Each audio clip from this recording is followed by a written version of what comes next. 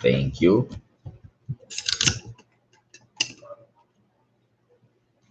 All right.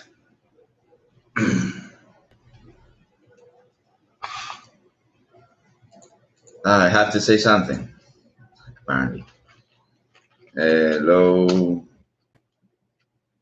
No, it's not writing. It's not writing. Why is it not writing? Okay, here.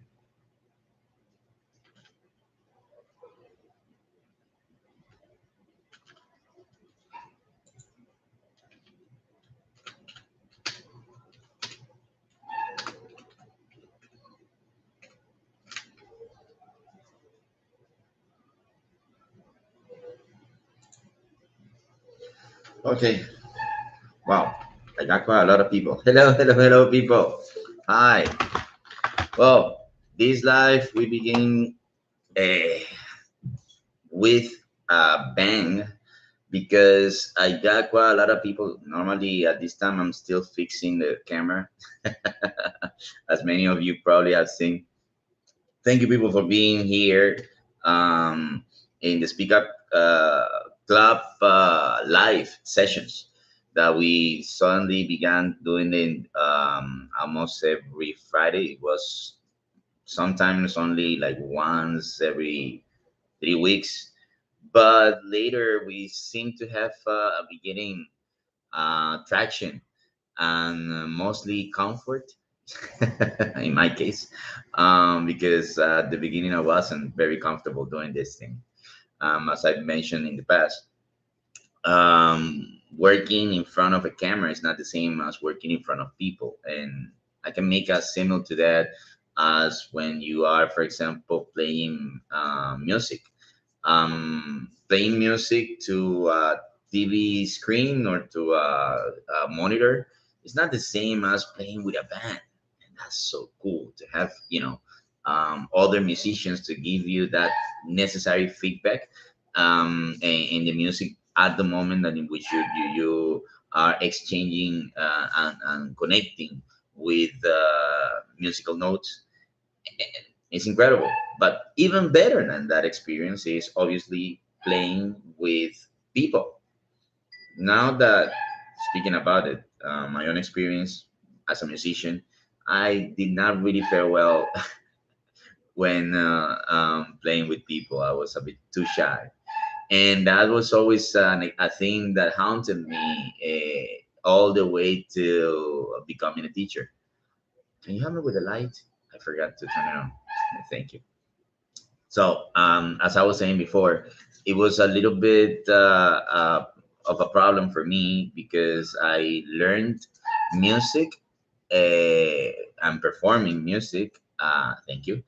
In a church, playing gospel music. It was great. It was awesome. Great experience. But it was frightening having to have people up front. Now in a church, you were not really expecting to receive, people throwing at you tomatoes. Not like playing public, but when I began play for regular people, yeah, that might happen sometimes. I never got hit by any tomatoes, but we, I remember this time which had a little bit of booing, not booing necessarily. It was more like heckling, but it was bad. It was bad. It was devastating. The feeling that you can have of people not enjoying what you're doing and instead just heckling what you're doing. That heckling sensation, I can say, was a thing that I had to learn to deal with when I became a full uh, teacher in a school, and that was like what. So let's begin with the topic of today, which is me living as an ESL teacher here in Ecuador. Before I came here to Ecuador, obviously I need to give a little bit of background. I shared many years the experience of working alongside great teachers, incredible good people that were of great influence to me, teachers of me. They taught me skills that I never had before. They taught me they showed me the ropes of how it is to live as a teacher. In many different cases, I loved uh, all the good things and the bad things that I got from all these people that I work with. I got the opportunity of working at a place in which it was used mostly like an exchange, not officially, of course, but it was kind of like a cultural exchange center because people from many different countries came to work here at this place. That place doesn't exist in the same name as it was that back then. Back then, the name was in Lingua Caracas, and I met so many great people. Here in YouTube, you have Mr. Rafael Castellanos, another ESL teacher. I think that his channel is Bravado School, Bravado something. I will have to put that in the comments later on. And one of my teachers, of the so many different other experienced teachers that I and coaches that I've accumulated throughout my whole life as a teacher. And I there was Julio Marquez, also another ESL teacher here in Instagram, and many others, international professionals of many different types that worked for a time as teachers too.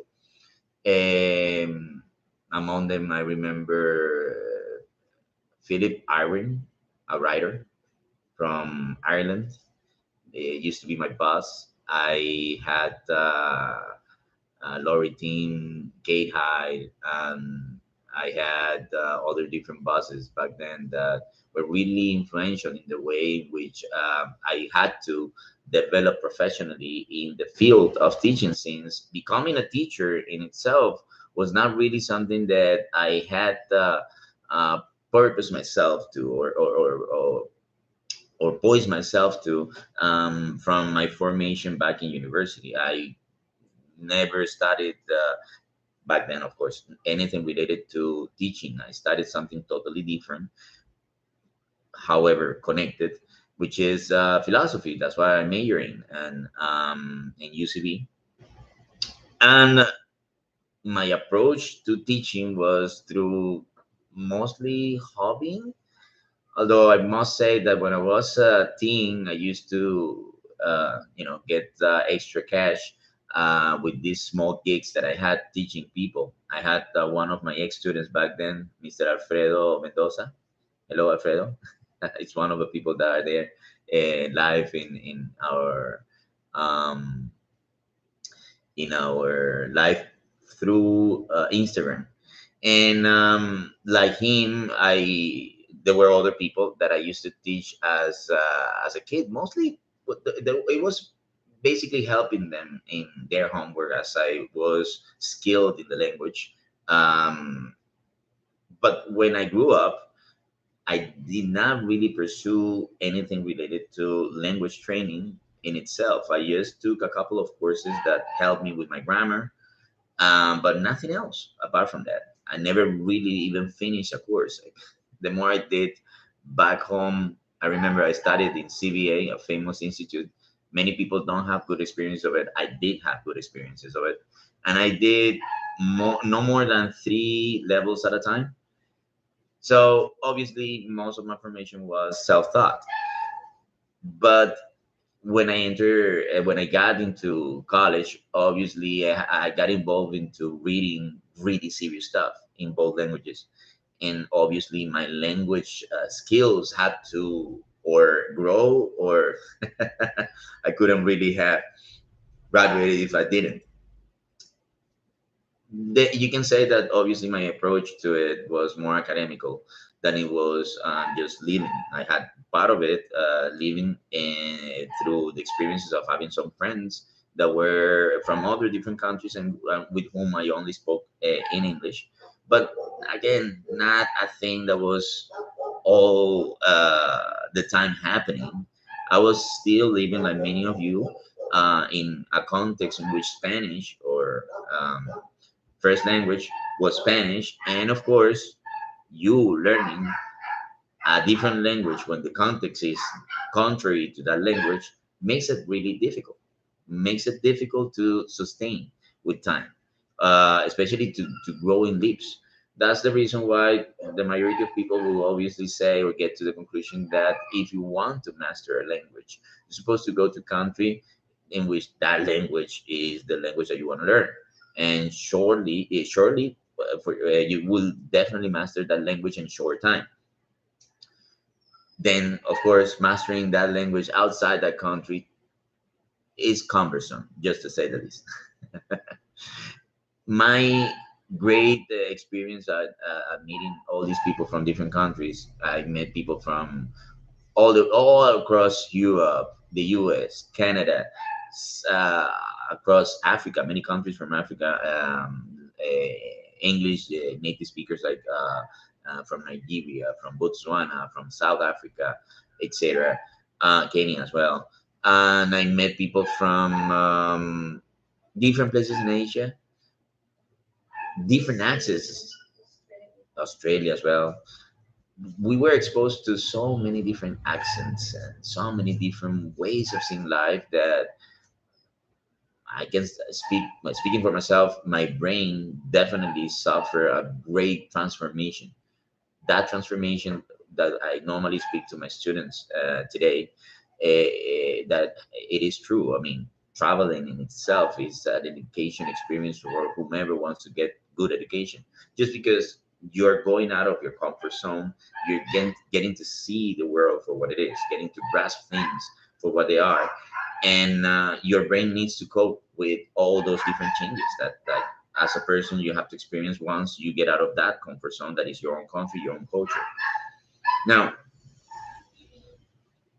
my experience working for Lingua was great, but still was junior in comparison to what I had to learn once I became a full-fledged independent teacher. And that happened 3 years before I came here. I came to Ecuador, and at that time, I needed to really understand what it meant to become a professional, as in this case, an English trainer. Understanding what the real necessities of my students were and how I could actually assess them and work plans to make them really appreciate that thing that I was doing. And of course, I started earning a life that I couldn't really grasp before, because when you are an independent teacher in that level, obviously you make money that is totally different than if you work for an institution. So for all the teachers that have worked for institutions, well, you have that. Now, obviously, the last 2 years I remained in my country, in Venezuela, in Caracas, made it really difficult to keep the good prospect of life, if only we were depending on salaries. Though my earnings were made on directly in dollars, I actually got the great fortune of in my last 6 months working there, um, earning a salary in dollars, and that's not something that many people could say back then. Still, was not good enough to make up a prospect of life. And for some people in the audience, I need to explain that making having a salary in dollars in Venezuela, the currency situation is really complicated. So of course, whomever has the capacity of earning salaries in dollars have a, have way they are way better off than the rest of the population. Just that, not to enter into more details. I got lots of dogs today, thanks to the dogs. They're saying hi to all of you people. So again, as I was saying, I we and me and my wife, we saw ourselves uh, thinking what other better options we could actually try to reach. And of course, for many Venezuelans at that time, leaving the country was the best option, right? So, but we all know that leaving the country is not, hello, Talia, another person that joined, thank you. Thank you for all the people that are here. Ayman, Alfredo, Gise, possibly Labors. Thank you all. Thank you all. Okay, so as I was saying before,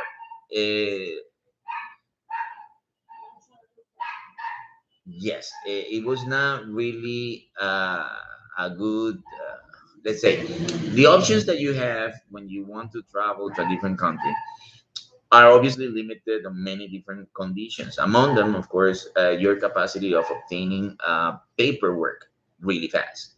In my case, it was difficult because until that time, I still had not finished or had not graduated from my university. I was on the last, yeah, basically the steps of paperwork and yes, and dissertation. And okay, getting to travel to another place once you still haven't graduated from university in itself is a big challenge because getting a good job, not a blue collar job, but a good job, you require to have more than simply a high school degree, for sure. Okay, even as a university graduate, as an undergraduate, you still face a lot of different complications to get best positions in whatever job you're applying for if you don't have more than simply just the graduate degree. So that's an issue that many people, many professionals today have to face. So of course, for us, we started, circling down, closing up to the options that we could apply for. I had the dream for many years of traveling all the way to Japan. That was one of my best destinations to possibly try in life. And I could tell that as a single person, it probably could have worked for a while. But now, as a married person, I am glad I never did it because, well, Japanese people can tell you living in Japan is extremely expensive. And that was the second option that you need to consider if you're planning to travel to another country, which is how you can, let's say, how can you grant sustainability, economic sustainability, okay? The type of work that you will be capable of doing there, the type of how you are going to, with that type of job, um, compensate for all the different things that you lack, especially family. People, people that have not traveled abroad don't understand the idea of what it is to live in a different country without their family.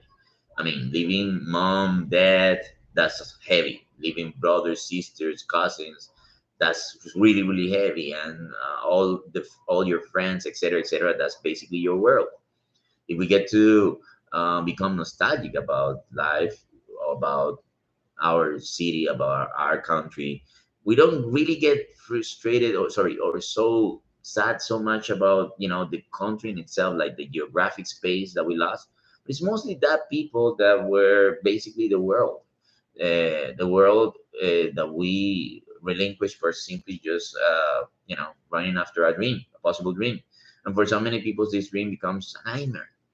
We all know what is the situation about immigrants all across the world, many Venezuelans among them, that don't make it well, don't have a good time. I don't need to go into details with this, but we all know about this. So, yeah, regarding all the different details that I explained, I kind of like made a guess because of something that a big friend of mine told me, ex teacher at Lingua, Christopher Major. He came to Ecuador first, possibly 2011. I don't know, maybe no, sorry, 2012. That now that I remember. Well, 2012, he came to live in Ecuador, and he explained to me that he even worked for the in lingua version in Ecuador they had here. Must say that that company doesn't exist either. Strange coincidence, but that's what happened. So of course, I did have a good reference from a person that I knew that actually worked as an ESL teacher. Being the case of Mr. Major, really, really different of us. And he shared all the different challenges that he himself had to go through because of many different things that he has to live through because of all his personal conditions. I don't need to explain them, though they might be a little bit similar to mine. When you see me in the street, many people don't necessarily have the best first impression, and we all know that's a problem of the world, the problem of perception. And he had a little bit of that too. So again, I don't want to expand so much on that idea, but when he said that he didn't have a bad experience, that encouraged me a lot. I shared that to my wife, and we said, well, why not? So there was the case of another student that I had back in Venezuela, a very good friend of mine, Mr. Miguel Munoz, who decided to speak to his he went all out of his way to speak to his brother. Uh, Obviously Ecuadorian. Speak to his brother that was living here in Ecuador, and they said that at his brother's job, they were looking for a person, a professional that could take over a particular difficult subject to teach. So he contacted me. No, no, actually, they didn't contact me. My friend told me about it, and I through them sent my papers. So I could say that before I got to Guayaquil, I had already one foot in the job that I am working at the moment, and in the institution that I am working at the moment. It's the same place. Right now, more than 6 years. I started working there in 2016, and that was the next step for me in my experience as a teacher. I can say that teaching just before that moment was a complete different deal. It was not the same. It is not the same at all. Teaching to a person that is interested in getting the language, that struggles to learn the language because of difficulties, etc., than teaching a group of kids that, of course, don't care for learning a language. They are there because their parents want them to have an education, but not because they asked to be put there. And you know how it is.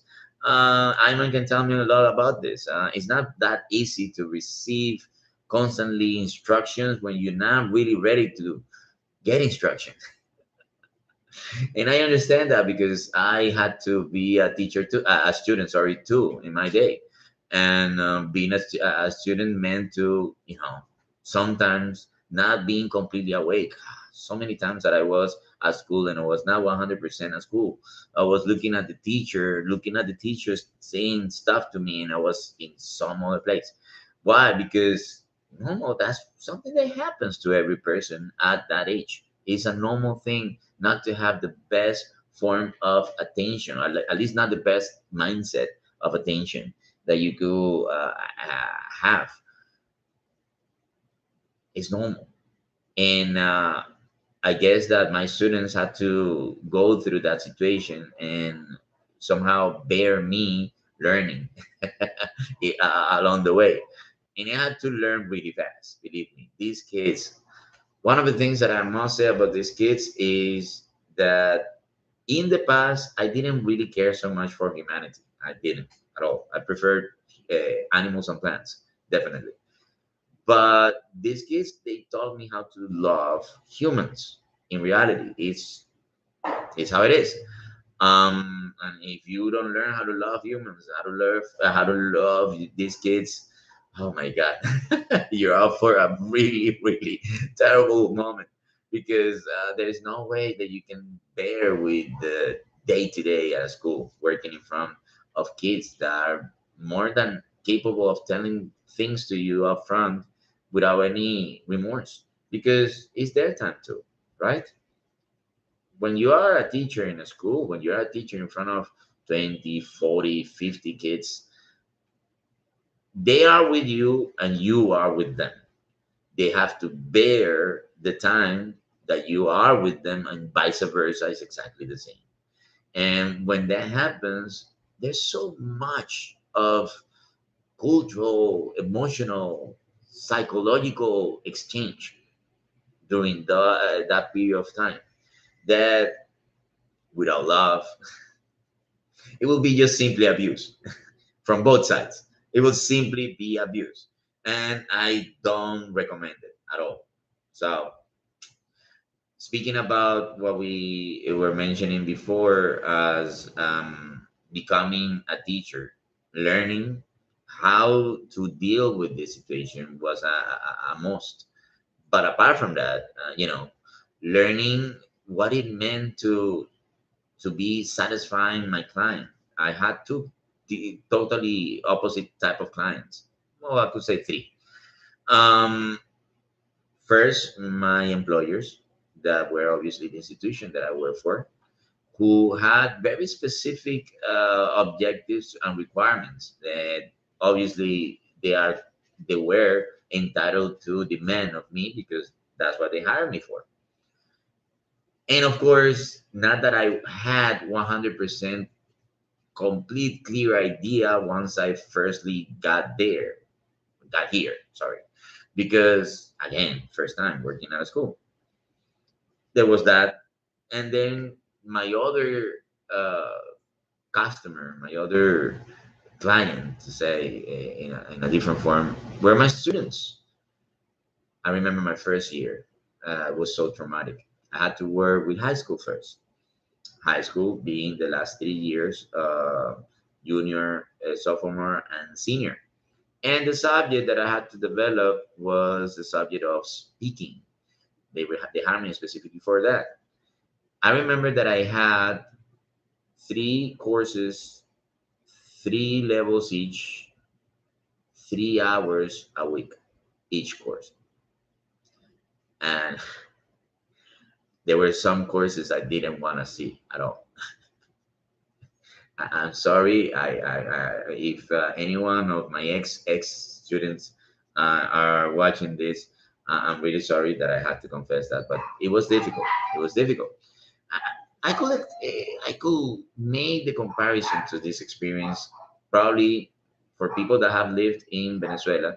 You know how it is when you have to when you have to enter a slum, a barrio, for the first time, a new one. Someone, it's not the place where you live, visiting another barrio. Okay, when you enter in one, there is this phenomena that people that have done this have to live, which is, seeing the narrow alley and all the faces staring at you.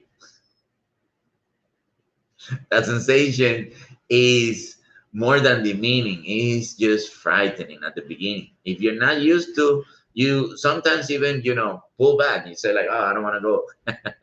Because that sensation is weird. Okay. It's a weird sensation, but it happens. Okay. And the same sensation is what happens in a school when you enter, in this case, in a place, and specifically when many, not necessarily all, but many were hostile to you. Even worse. So I remember that it was particularly hostile with my senior years. Two, not one specifically, one of the courses of the senior years was really hostile because apparently they were used to being, let's say, they were used to being approved just because they knew how to speak the language. So of course, as they knew how to speak the language, having to speak the language at a moment where the teacher asked, they never really saw it as necessary, only when it was an exam. But if it was not an exam, they prefer not to participate and therefore go to sleep. And how do you make a group of kids that just want to sleep? They just basically just want to sleep. They give them their back to you and say, "I don't care. I don't care what you do." It's not that you can shake them off. I'm not speaking about kids. Oh, the life. Oh my God, again. If you can disconnect it, I'm connected back. Is the cable? Oh no. Well, I can do it here. As I was saying, they were not really kids. They were uh thank you. They were senior year, so some of them already were legally of legal age, 18 years old or more. And again, bunch of kids that age. What can you do to keep them away when they don't want to? Words. When they say that the parents are paying you for them to be there with no motivation whatsoever. So of course, it was heavy, heavy, heavy, heavy on me in my first year. Having to make everyone participate because that's basically what my first customers wanted me to do. Having them, all of them, to participate in every different activity, having each one of those activities that I have to develop being in the context of what the subject demanded of me, which is speaking. So of course, keeping them in the L2, the language that I'm teaching, and having to deal with my second customer, the one that is completely 100% resistant to play along. In itself, that experience have always been a deterrent for people that do this type of job. Work as English teacher in a school. Not easy. Not easy to do. Not easy to make it, let's say, at least satisfying. That's basically the point. I mean, you can do it if you take things. We have problems with connection, apparently, in YouTube. Oh, YouTube is back. Okay. Hello, people. YouTube.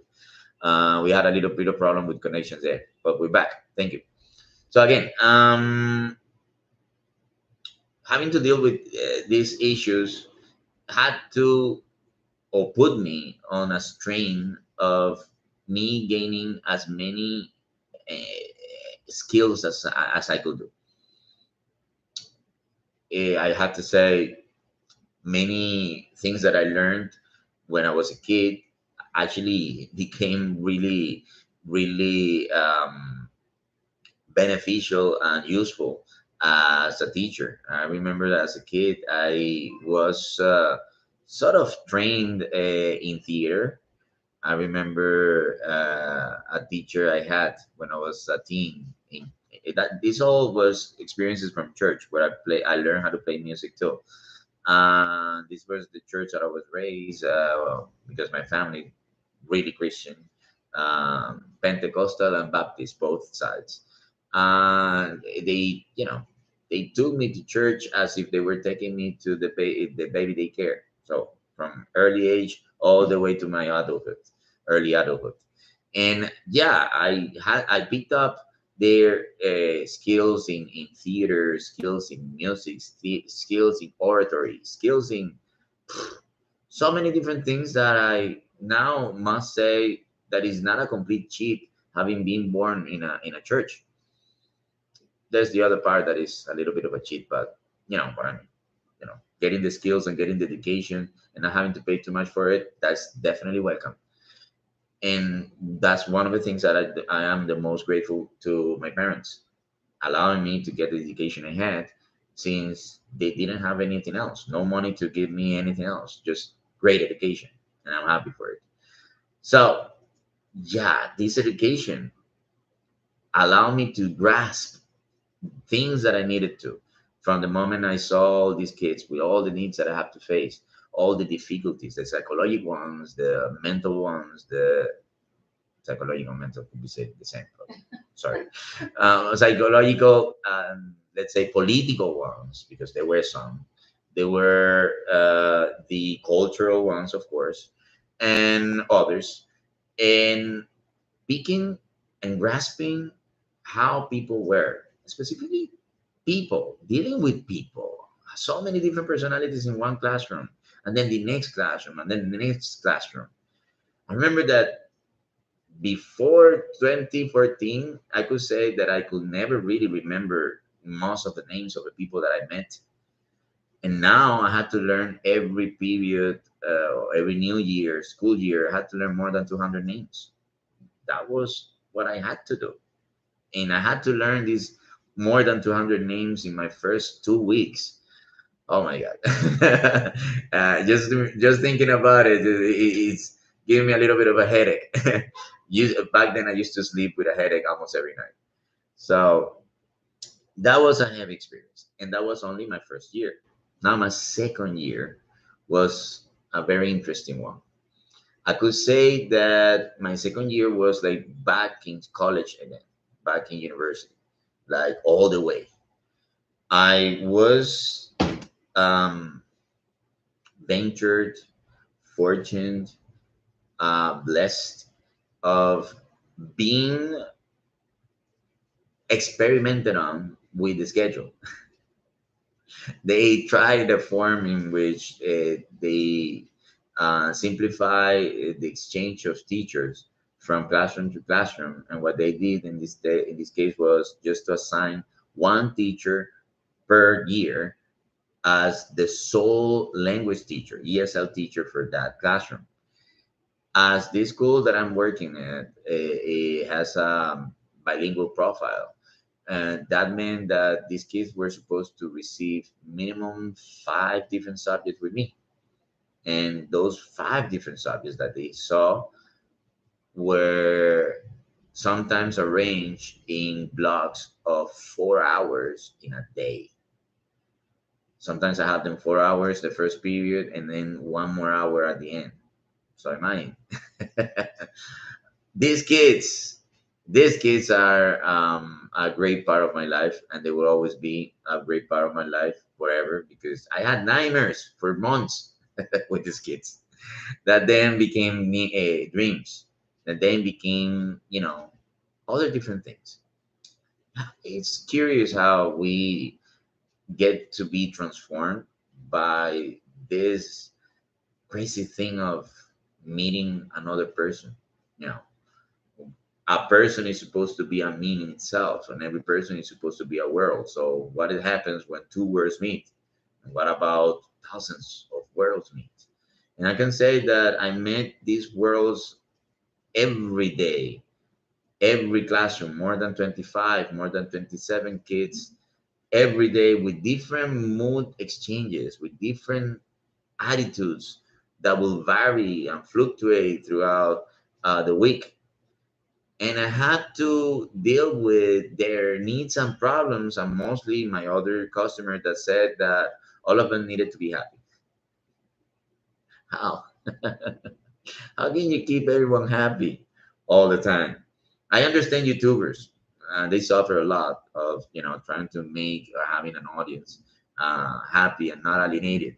But if your own soul gets to be tainted by the things that happen around you, and you are wave and move around, and sometimes those movements make you see things in the wrong way, and then you are wrong, and then you made the wrong decision.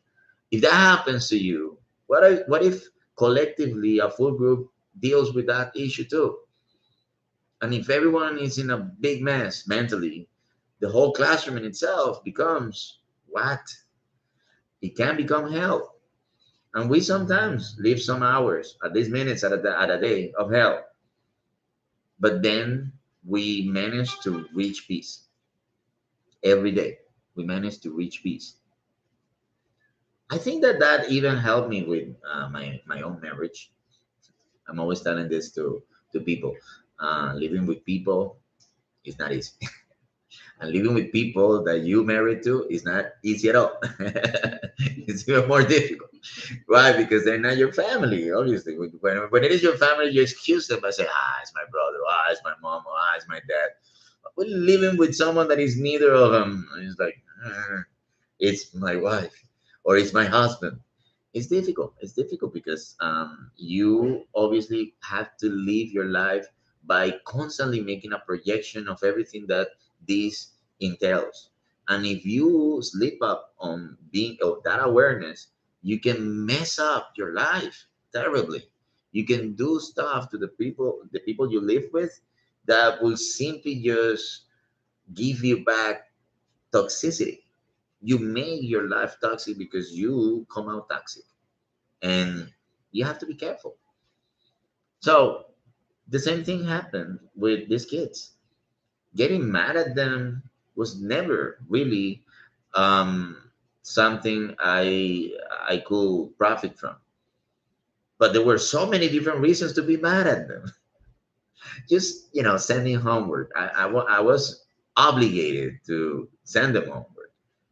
For what? For, I don't know, less than 40% of compliance?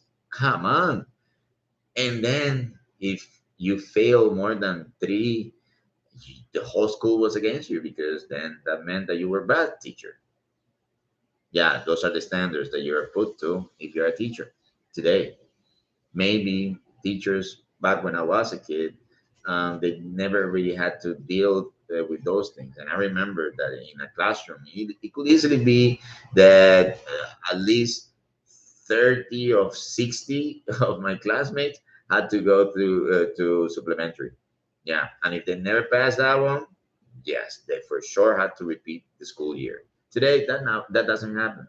That doesn't happen here. That doesn't happen in my own country. That doesn't happen in most of the countries in the world. The education systems of the whole planet have changed to making things more difficult in that sense for teachers that never went all the way to trying to reach their students.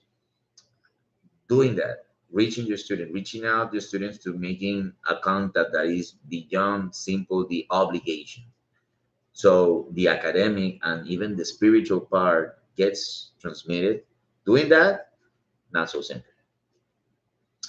That group, of whom I was speaking about just before, that taught me so much, had made me literally spiritually connected to them, and I possibly will be connected to them all my life because I see them all the time.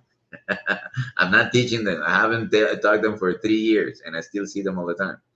And as long as I live in this city, I will.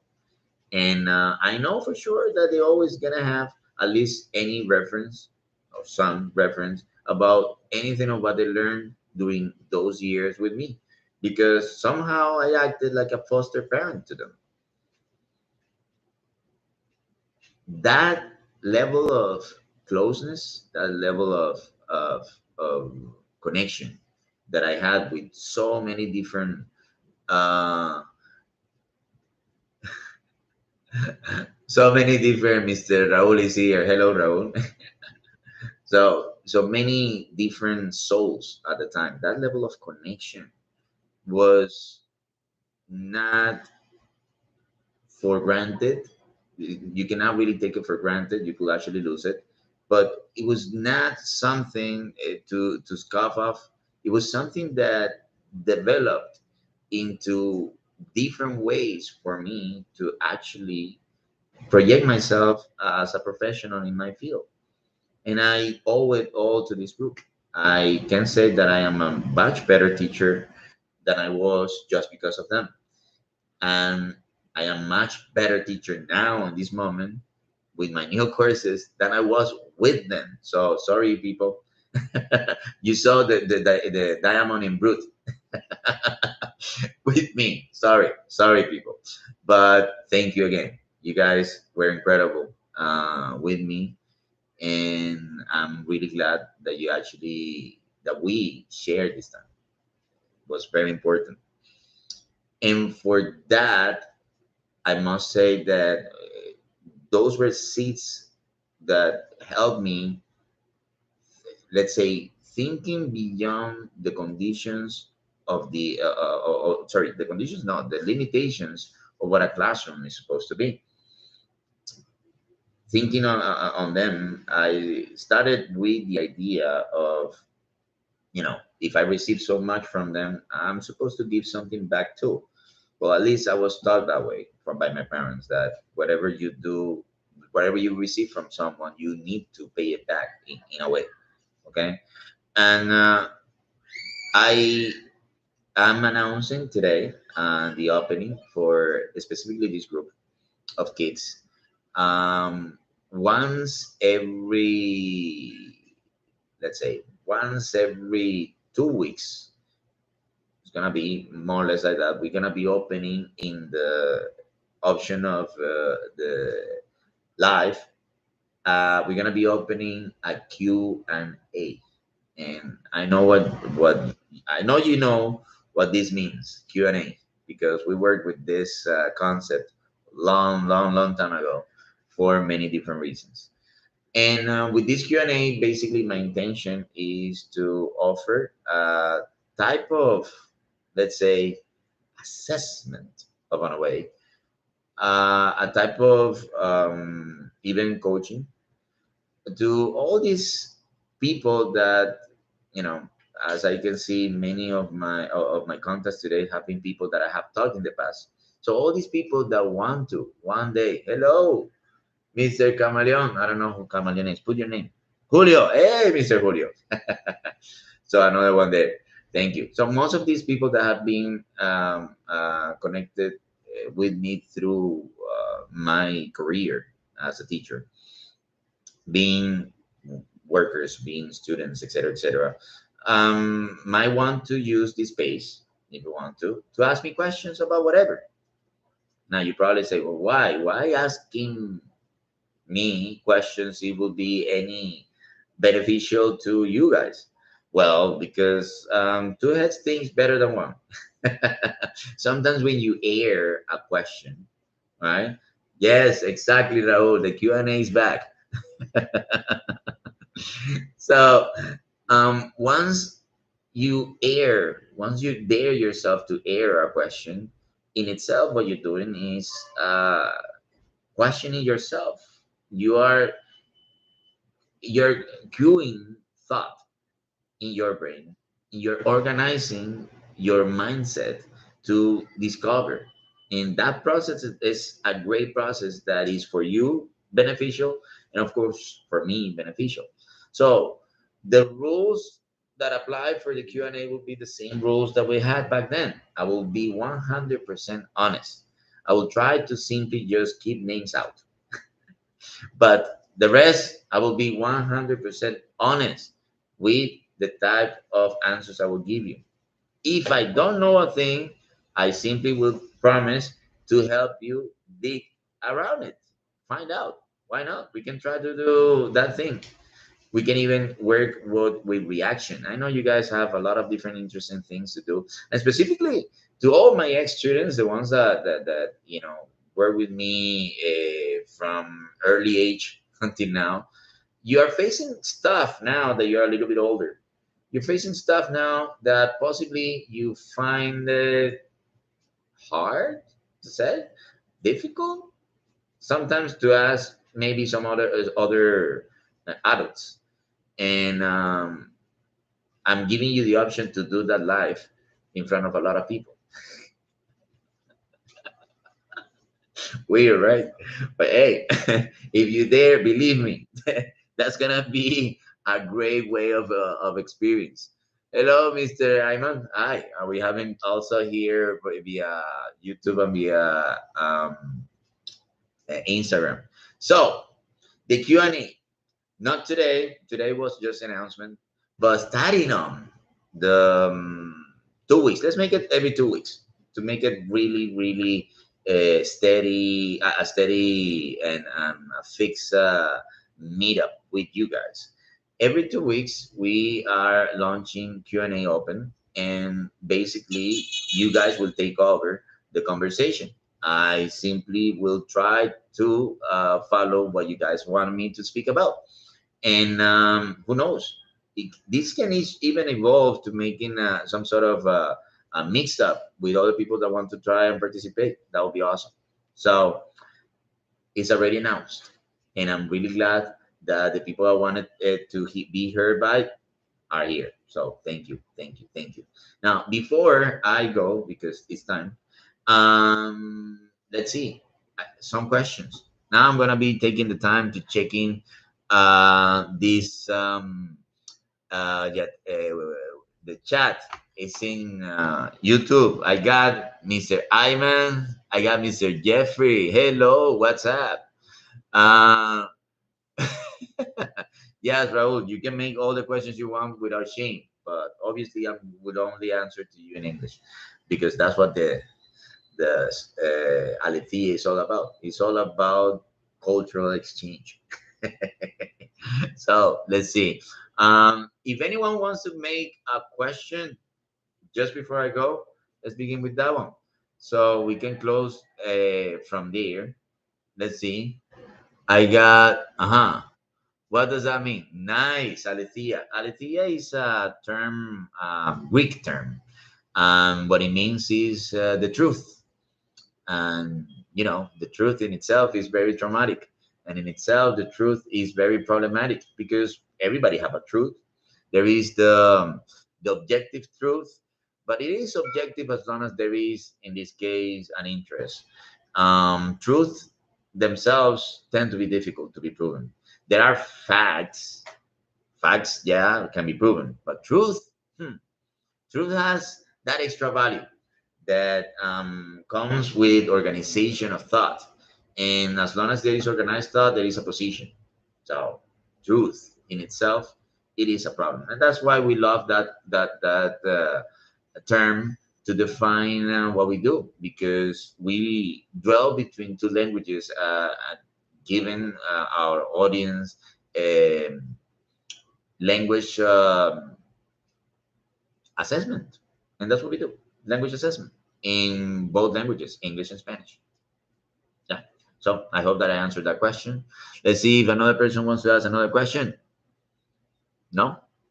Well, that question was awesome, Mr. Julio, because obviously that was perfect to define who we are, and that's great. Raul asked the question. Oh my God. My very first and biggest dream.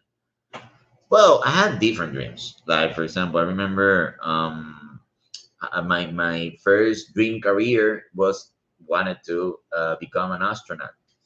In another dream, I wanted to be, I don't know, an anime superhero of any kind. Those were stupid dreams that I had when I was very, very, very young. But then I remember like the very first dream that like I actually thought of it as a teen, not so little, because as when you're a kid, your dreams change all the time, constantly. From being a football player, to being a doctor, to being a police officer. It all depends on the movie you're watching. In my case, a lot. So, but when I was a teen, I remember that I realized that I sucked awfully at anything that was related to numbers. But I realized later on that it was because of a problem that I had, not because of numbers themselves. Numbers had nothing to do about me sucking at them. But I sucked. And I said, well, what else can I do? I'm going to become a rock star. And yes, I did for a while, had that dream, and as a big dream. I studied music. I played with a lot of different people. I have played with more than 6 bands in my life. Yeah, yeah, I had that dream. That's a big one. Mr. Sorosa, hello. Griffith did something wrong. Yes, definitely. Griffith did all the different things wrong. You cannot see your friends as fuel to your dreams. So that's not good. And is there another one? No, no. Well, people, thank you. Thank you. Thank you, all the people that managed to join. It was so fun. I will be seeing you guys for the first Q&A, official first Q&A, in 2 weeks from now. So this is when? 2 weeks?